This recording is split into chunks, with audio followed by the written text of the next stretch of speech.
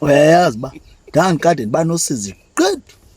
xa umuntu ongumama ekhala ecaweni ndindawucinga texa ikhona le nto imidlayo yintlungu kunjalo nje. Wakwatsho omnye umntana isikalo phofu kusathi amen amen watsho intungu dadi yeni ngondibuza kulo tata uhlala apha ecangwe ngoba abatata baprofeta ngexelo lam utheni lo mntana wawukhala ingoma isaqala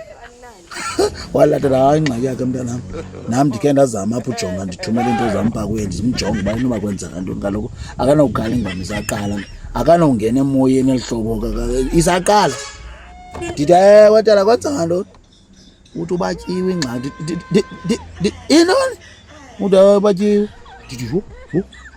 ecaweni uthi phakathi naphakathi kodini kame kodini yandiphazame nje oko nalijongileyo kwenqomo yebetweni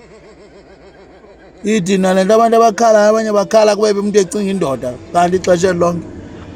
ndathi heyi inzima into yomntu ongumama ebetweni